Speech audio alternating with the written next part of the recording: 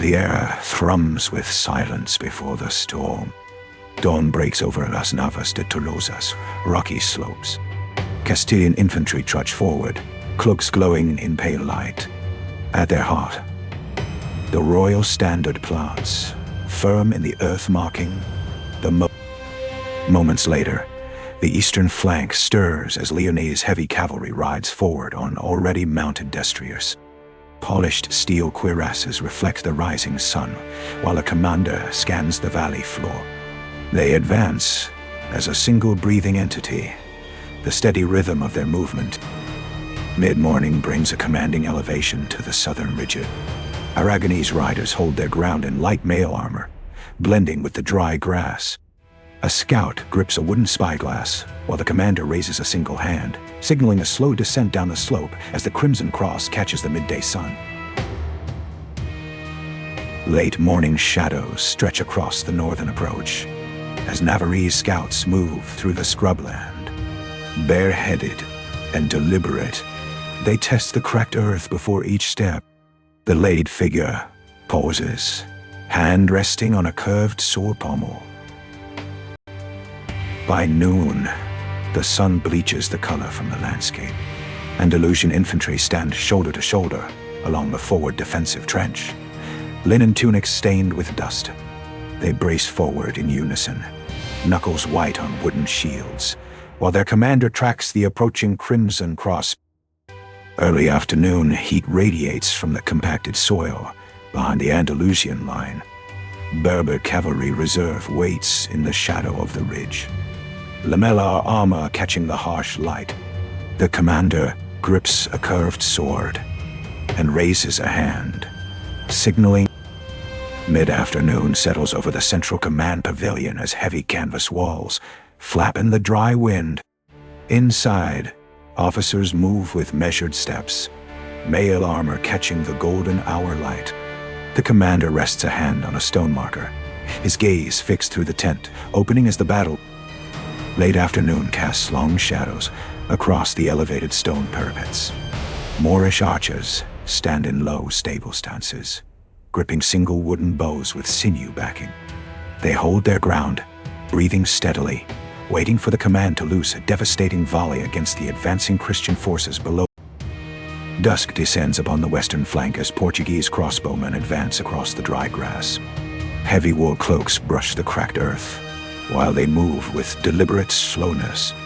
The lead soldier raises his iron-tipped weapon, aiming directly toward the central Almohad pavilion, where the enemy leadership gathers in the fate. Nightfall brings a stark chiaroscuro contrast to the central command tent. The Almohad Sultan sits on a wooden stool, lamellar armor catching the pale moonlight. Beside him, a vizier holds a wooden tally as both commanders watch the Christian lines. Midnight settles over the shattered Almohad line as the Castilian standard-bearer stands firm. He grips the wooden pole with both hands, crimson cross heavy with dust and moonlight. Two guards stand at attention behind him, scanning the distant tree line as the enemy forces finally begin their desperate retreat. Early hours find the Leonese reserves atop controlled destriers on the eastern flank. Polished steel cuirasses reflect the pale moonlight as a commander scans the valley floor. They advance as a single breathing entity, hooves striking compacted soil. Their trajectory.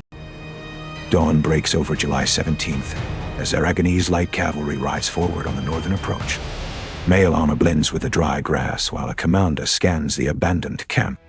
They advance in a loose wedge formation, hooves striking compacted soil, eyes fixed on the distant smoke rising from the enemy tent sites.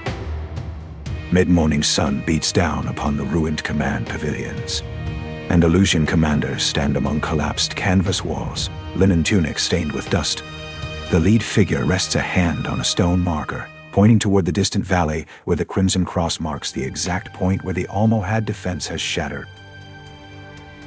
Afternoon light catches the harsh midday glare on the inner courtyard walls. Berber guards stand with lamellar armor and iron-tipped spears, scanning the valley floor. They hold their position, breathing steadily, waiting for the command to advance. Late afternoon, shadows stretch across the shattered defensive trench as the Castilian vanguard breaks through. Heavy wool cloaks brush the cracked earth while ash spears rest at ready positions. The lead soldier pauses, hand on the shaft, before raising his weapon toward the central pavilion. Dusk paints the northern mountain pass in deep crimson and shadow. Moroccan retreat warriors move with measured steps, weathered lamellar armor catching the fading light. The lead figure rests a hand on a wooden staff, watching the enemy forces advance as the crimson cross marks the fire. Night falls over the southern ridge as the Portuguese pursuit force advances across dry grass. Heavy wool cloaks brush the cracked earth, while iron-tipped crossbows rest at the ready. The lead soldier raises his weapon, aiming toward. Midnight settles over the eastern flank as Navarrese scouts stand along the rocky ridges, boots silent on cracked earth. They rest hands on curved sword pommels. The lead figure points toward the valley below, where the crimson cross marks the exact coordinates where the Christian army.